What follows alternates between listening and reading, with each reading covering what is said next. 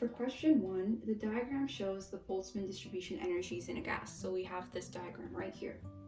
And the gas undergoes a reaction with an activation energy EA. They didn't specify the value of the activation energy, so it's just going to be EA in this case. So the peak of the distribution is labeled P. We have energy E, we don't know the value, but this is the energy that the majority of molecules have in this reaction, which we don't know what the molecules are, but we're just gonna say that, you know, whatever the molecules are, most of them have, you know, this energy value. So they're asking us, what would it look like if we added a catalyst? Now, catalysts, they speed up a chemical reaction, and they do that by lowering the activation energy. So, as you go this way, the values will increase, right? So if you're going this way, the values will decrease. This is where 0 is. So we're lowering the EA, so EA will be here, activation energy. And so this is the new activation energy, the catalyst. So the good thing is, now that we have the catalyst, that means more molecules have enough energy to actually react. So, the area underneath this curve is actually the number of molecules. So if we're covering up more of it, then that means there are more molecules that can react. And that's basically, or initially, that's the purpose that we want. So the advantage that catalysts have is that you get to save money because you're first of all lowering the temperature. That is, you need less energy, which is also better for the environment. And catalysts don't get used up, so you can reuse them as many times as you want in a reaction. So that's basically why C is the answer. So P just remains the same, and then activation energy will shift to the left, so more molecules have enough energy. Now, the only time P will actually change is when we're talking about temperature. So if the temperature was like increasing, so for example, when it's increasing, it will end up being shorter and wider. That's because the temperature is increased, so that means the molecules have more energy. And if they have more energy, they're going to, so that means most of the molecules are going to be in the high value area where there's, of course, more energy. And then if the temperature was decreasing, it would be taller and narrower. So most of the molecules will end up being in that low range of molecular energy. They have less kinetic energy, so they don't really vibrate as much, they don't move as much, so they're going to be on this side. Now, the reason why it gets taller and shorter is to maintain that consistency, because the area under the curve, like I said before, is the number of molecules. So we want to keep the number of molecules the same the entire time, but we want to show that there's an increase in the energy. So in order to do that, so we don't have some really weird graphs, we end up making it shorter. And then once, the temperature decreases and we want to keep the number of molecules the same, we're pushing it to this side, but then, when you're squeezing it, it's going to end up going up. And so it's just basically, it's simple logic. When you're squeezing something, doesn't it usually go up like that? And when you are spreading something out, it goes more like this because you're spreading it again.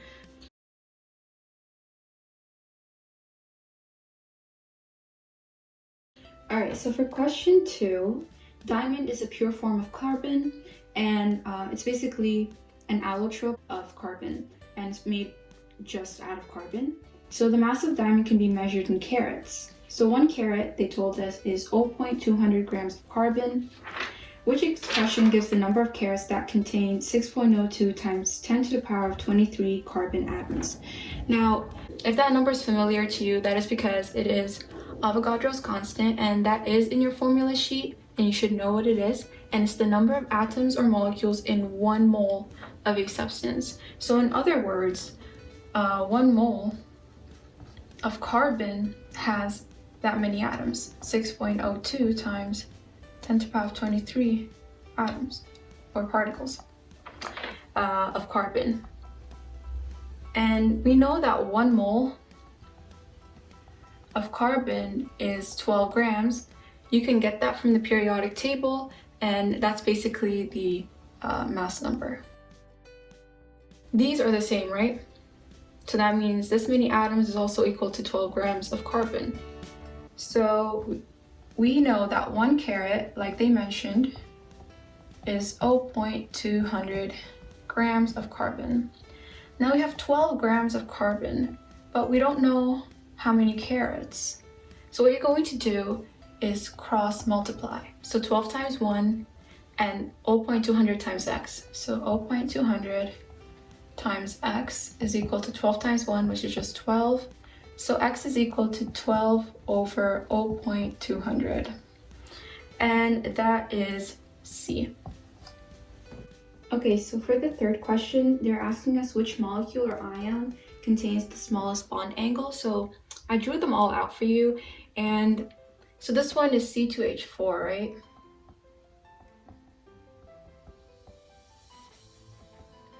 I did these triangles to show you that this is actually trigonal planar. It's similar to boron trifluoride, right? That's the shape.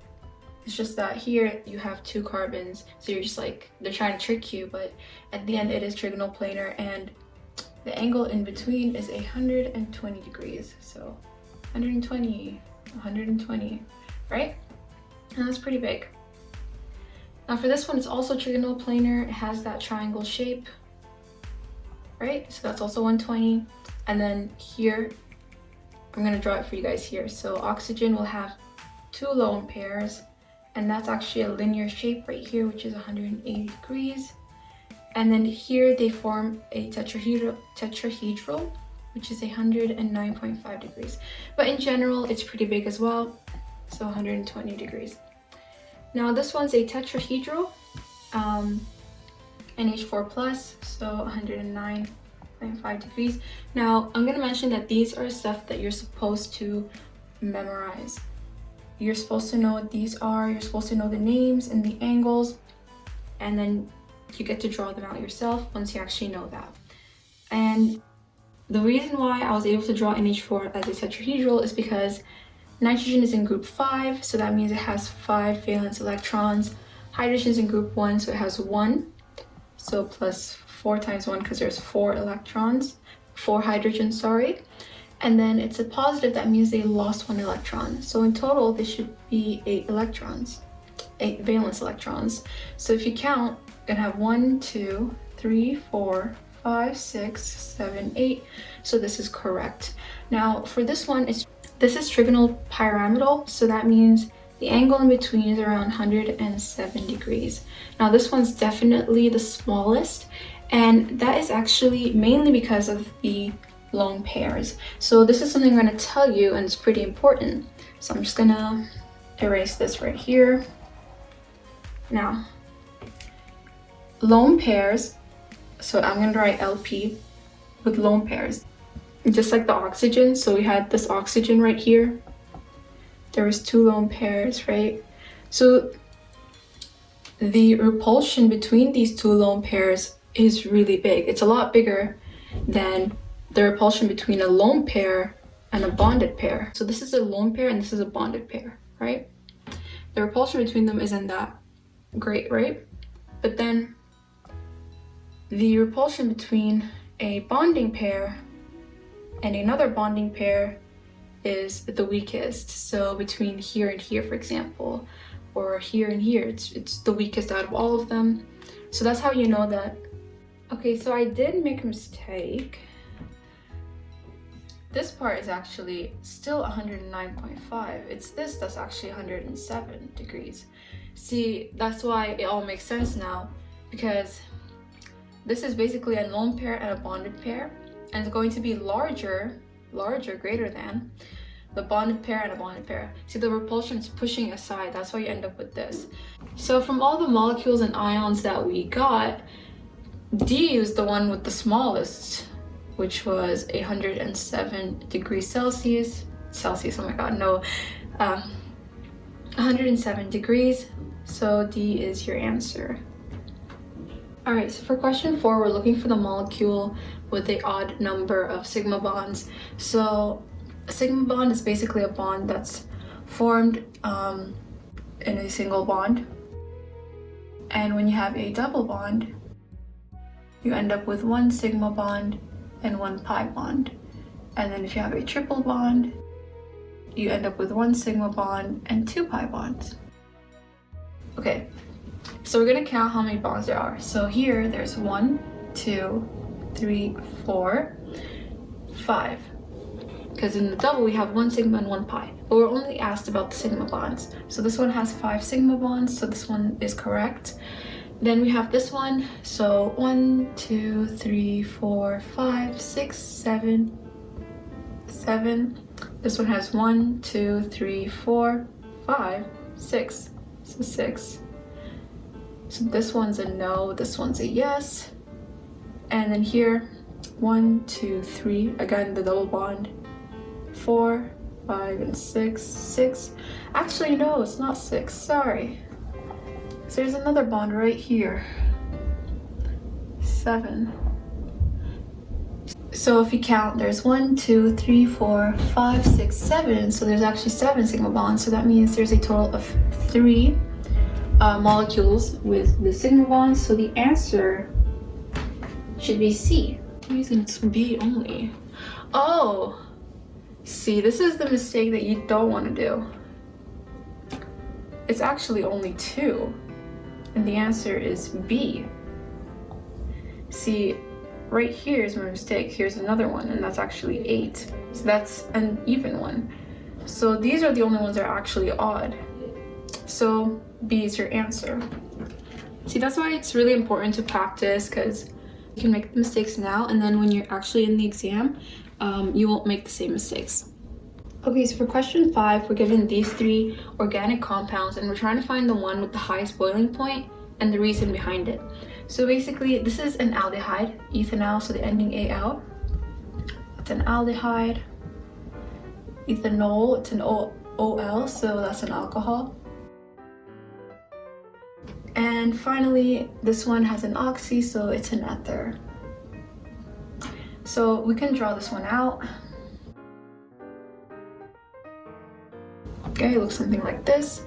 Ethanol. And then methoxymethane, so. Alright, so the only one out of these 3 that has a hydrogen bond is alcohol.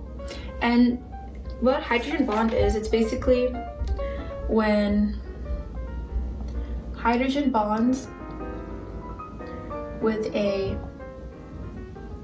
highly electronegative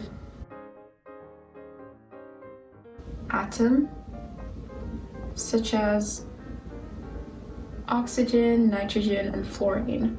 So electronegativity is basically the tendency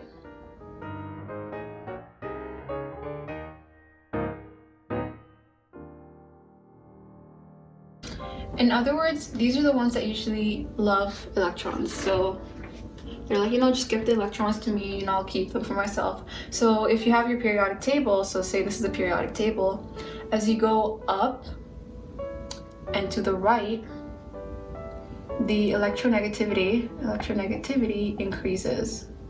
Okay? So that's how we know that oxygen, nitrogen, fluorine are basically the most electronegative. So now that we know that, we have something, so we have the hydrogen bonds. Hydrogen bonds are essentially the strongest out of several other bonds. So you have hydrogen bonds,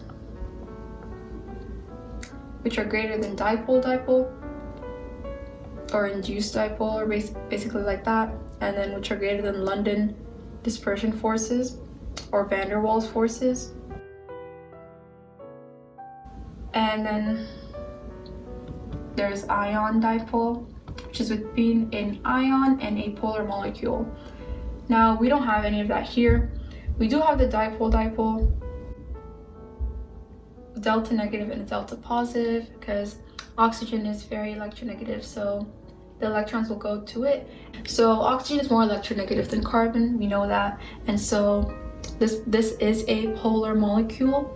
However, the bonding isn't as strong as it's not as strong as hydrogen bonding.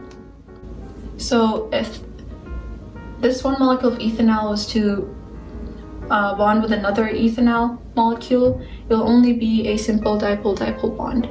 But with the ethanol, because there's an OH, so when it wants to bond with another ethanol, you're going to have hydrogen bonds, and hydrogen bonding is extremely strong. That's why ethanol has the greater boiling point.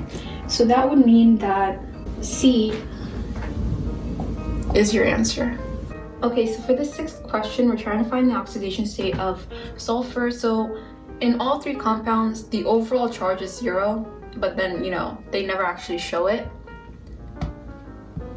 So now we do know that hydrogen is in group 1, so it's going to have an H+. So if I actually drew out the Bohr structure, the Bohr diagram, basically, or structure of hydrogen, it would look like this. So 0 neutrons, 1 proton, and then you have like 1 electron. So we get rid of that electron, it's like goodbye, we're gone, and it ends up with only 1 proton since there's 0 neutrons. In other words, H+ is just a proton. But yeah, that's not very important right now. So we know that it's a positive 1, and the overall charge is 0. And there's 2 hydrogens, so 2 times positive 1 gives you 2. Now I'm going to say the oxidation state of this one is X. So 2 plus X should give you 0. So solve for X, X will be -2. So just simply move that over there. And that's the oxidation state for sulfur. Now here, oxygen is in group 6.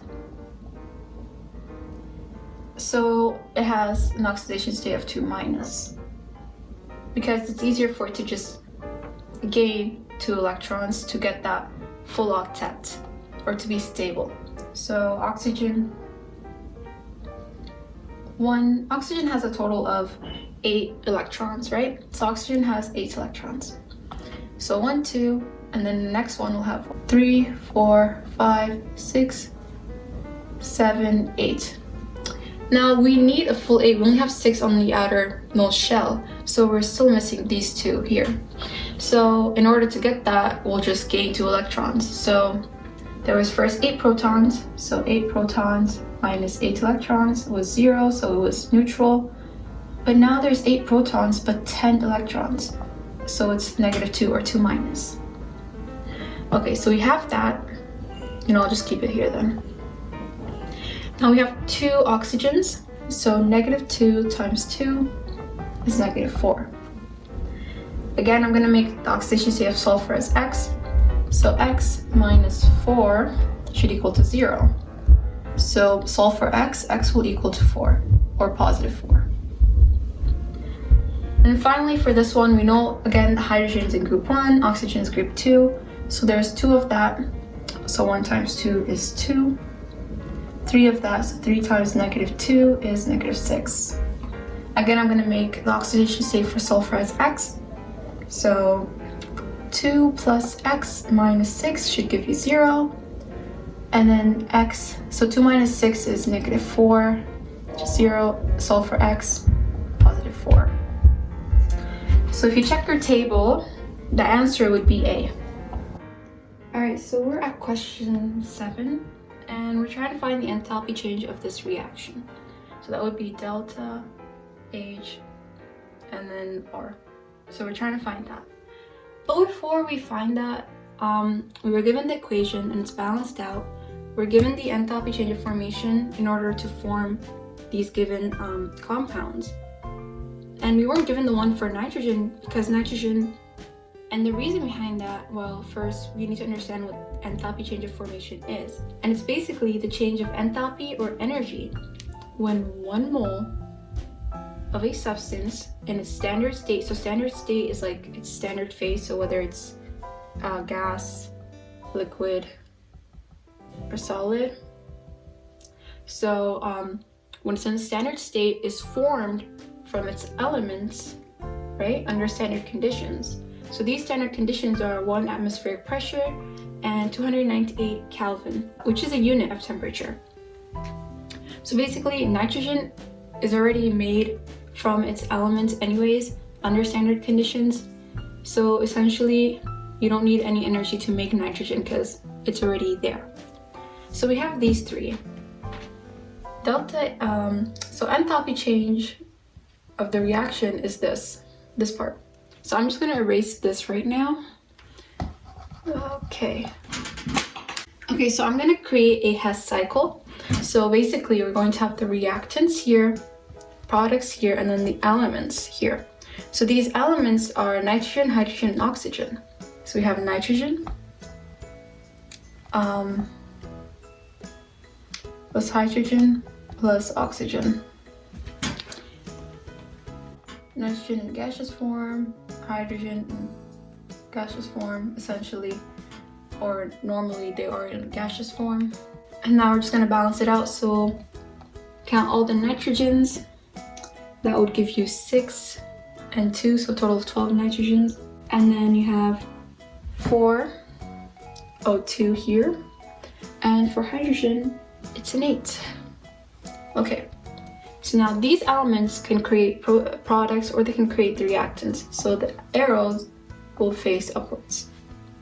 We're going to use vector addition or vector sum, which is something that you take in physics. And basically, you start at the bottom of the arrow to the tip, so the tail to tip. So this is where the tail is at, goes up like that, and then you add this, and you end up with the tip. So it's like this essentially. So if you add these two, it'll give us this. Now, to get from here to here, we need to add these are the reactants, right? Reactants. Products. We're going to take these two reactants, so enthalpy change of formation for hydrazine and for dinitrogen tetraoxide in here. So now you notice that there's 2 of them, so you're going to multiply this value right here by 2 times 2, and then we have this one, which is just the water in this case, and then times it by 4 because there's 4. So now we have these, and to make life easier, I'm just going to write R for the reactants and P for products, and I'm going to keep that the same. So we have this, P is equal to R plus delta H R, right? But we only want this. We're going to make the enthalpy change of reaction the subject of the formula. So delta H R, I'm going to move this R over here, so it's going to be P minus R. So product minus reactant. So we have the product, 4 times negative 241.8 minus these two, so 2 times 50.6 plus 9.2. Place that in your calculator and you'll end up with negative 1077.6 kilojoules per mole. And that is your answer, and that would be 8. So for the 8th question, we have this equation. They're asking us which statement about the reaction is correct. So if we go in order, starting from A, they're saying that the enthalpy change for the reaction is equal to twice the bond energy of the sodium and oxygen bond. Now that's not correct because, well, if we use the whole idea of, oh sorry, this is like that, okay. If you use the whole idea of, or if you remember what I said about the previous question, and that was enthalpy change of formation, in general, this equation itself is an enthalpy change of formation for this product, which was Na2O solid. So enthalpy change of formation, like I said, is when you're creating 1 mole, so it's only 1, we just don't write the 1, of a substance in a standard state and from its elements under standard conditions. So essentially we're forming this. Well, to go from here to here, you need, well, 0 plus 0. You don't really need, energy to go from here to here because it's exactly the same. This is the enthalpy change of formation of Na2O. And then here's the enthalpy change of reaction. Again, vector addition, and it's supposed to go like that. So 0, so delta HF of Na2O is equal to 0. I'm not going to write the 0, and then delta HR. So it's equal to this. They were saying that delta HR is equal to double the bond energy between Na2O, and that is not what we got, so it's not possible. And besides, we're supposed to get more information if we're trying to really figure it out. Now, if I was actually going through this question, I would not bother with part A and try to find out if, you know, part B, C, and D are correct. Now they're saying, oh my god, I erased the equation. Let me write that again, okay. Now for part B, it's saying that the enthalpy change should be positive, when in reality it should be negative. And that is because in the question they told us that when they react, it releases energy. And when you're releasing energy, it's an exothermic reaction. So part B is off, it's wrong. And then C, it's saying that this is basically the equation that represents the standard enthalpy change of combustion of sodium. But enthalpy change of combustion is the enthalpy change that takes place when 1 mole of a substance reacts completely with oxygen. Here we have 2 moles of sodium, so it's not 1. So in this case, C is off as well. So we know A is but it's actually wrong. B is wrong for sure, C is wrong for sure. D is the only thing we have left, and if we check, D says the equation represents the standard enthalpy change of formation of sodium oxide. And that's actually what I was mentioning earlier, that this is basically the formation of this. So D is correct. Okay, so I'm going to tell you what the answer for this one is, and that is D. Okay, so D is telling us that W is 3, X is 2, and Y is 2. And we don't know what Z is. If this is 2, so 2H plus, that means there's 2 hydrogens, and there's already a 2 there, so Z is essentially just going to be 1. Well, that is a very bad one. It's just going to be a 1. Okay, so now why is this the answer? I'm going to show you. So we have 3. 3 times -1, which is a charge, is -3, right? 2 times -1 is -2. And here it's going to be +2. 2 times +1, so +2. So that will add up to -3, right? If we do it here, the same thing. So that's 3 minus, so -3. 3 times -1. Here there's 0, overall charge is 0, so it's not written. 2 times 0 is 0. 1 times 0 is 0. So the charge on both sides of the equation is the same. That's how you know that the answer is correct. And so D is your answer for question 9. So for question 10, we're trying to find a graph that could represent the change in the rates of the forward and reverse reactions over time. So this is the equation that we have. Now this is the forward reaction. So when you have these type of reactions that are equations where basically the reactant could be the product and the product could go back to the reactant form. So this is the forward reaction, so the arrow facing Z. This is the reverse reaction. Z is going to form X and Y. You can write it in this way as well. That's why you have an arrow facing this way and that way. Now, when you have the reactants, in this case, you're going to end up with reactants first, right? So you start, for example, I don't know, like 10 reactants or something. So you're going to start from up here, and you're going to have 0 products for now. But then as time passes by, the number of reactants decreases, right? And over time, the number of products increases. Now, they told us that soon enough, we reach a dynamic equilibrium. That means that the rate of the forward and reverse reaction is equal. So they're exactly the same. So the amount of product that's made over a period of time is the same as the amount of reactants made over a period of time. So they're just gonna meet up right here. And the graph that actually represents this is C, and that is it. So that's it for the first part of this paper, or the first 10 questions, and I'll see you guys later for the rest.